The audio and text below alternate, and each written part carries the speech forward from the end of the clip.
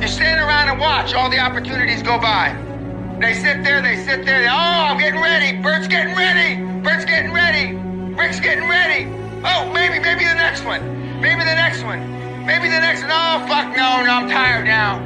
Maybe the next one, and there comes somebody like me, just jumps on the fucker and eats it. The difference between me and everybody in this room is I have no fear of anything.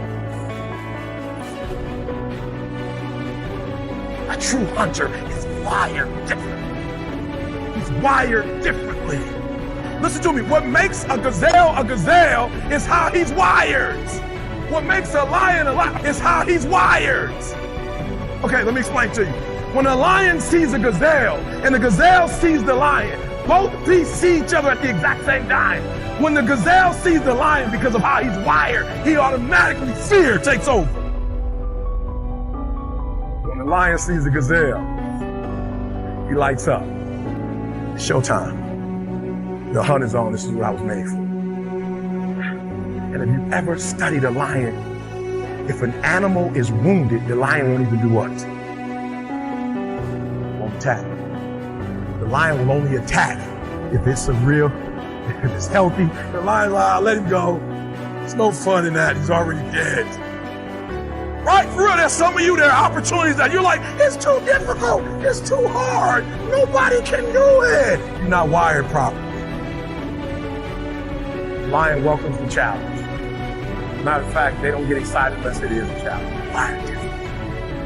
When the gazelle immediately sees the lion, the first thing it thinks about is, let's go. First thing the lion does is like, let's eat.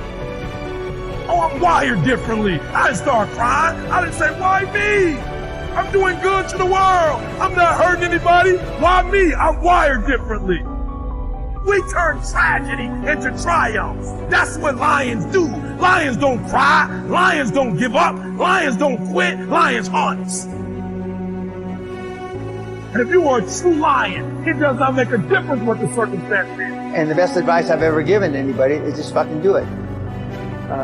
We take too much time procrastinating. Why you are where you are because you just didn't do it. You didn't want to make a mistake.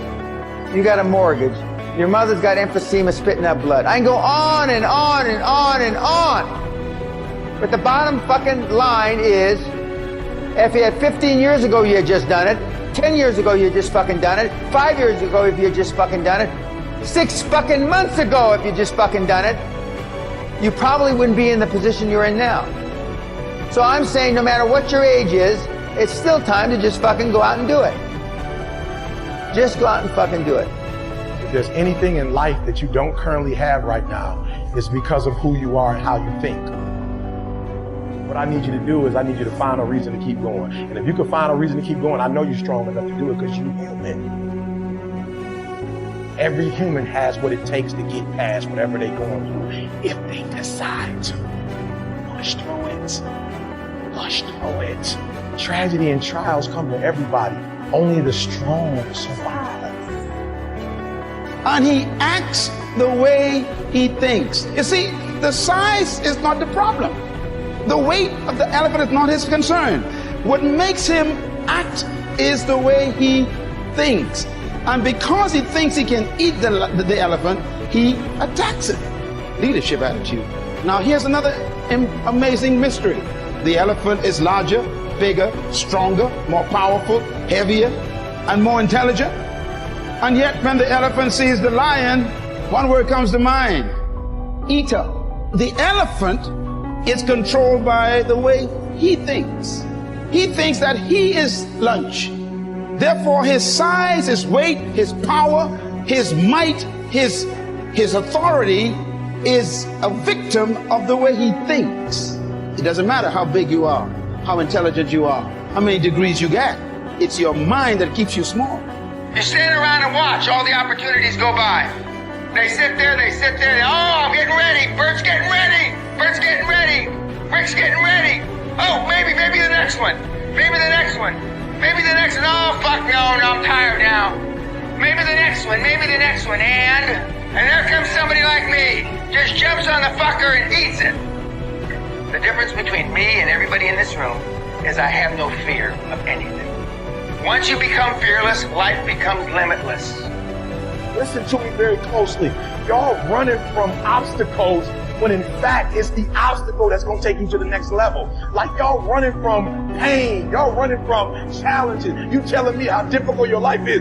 Do you understand it is the difficulty that's going to prepare you and take you to that next level? For some of you, when you do what you do, you act as if you have another opportunity. Every opportunity is the last opportunity. You can't just say you want it. You can't watch the video and say, I want it as bad as I want to breathe. It's cute to say it, but when it's showtime, when the sun comes up, you got all the books, you got all the tapes, you got all the access. Now it's time to hunt. If it was easy, everybody would do it. But if life's got you down, I need you to get up and prove them wrong. You can decide that you're going to change, that you're going to stand up to life. You can decide that I'm going to live each day as if it were my last. And all of these things that are happening to me right now, they're just temporary inconveniences. They're not stronger than I am. I'm in charge here. Leader has an attitude that makes him or her different from followers. And the lion exhibits that attitude. We have to cultivate the same attitudes that the lion has. Now, the lion is the king of the jungle, but the lion to me is a great source of encouragement to all of us. Now, what's the main thing that shocks me with the lion is that the lion is not larger than the giraffe, bigger than the elephant, or heavier than the hippo. He's not as smart as the hyena or the snake. And yet, when he shows up, they all run away. You don't need to be intelligent. You don't need to be smart. You don't need to have a certain height. You don't need to have a certain weight. You don't need to have any kind of advantage. And yet you can be the leader. What makes the lion so unique?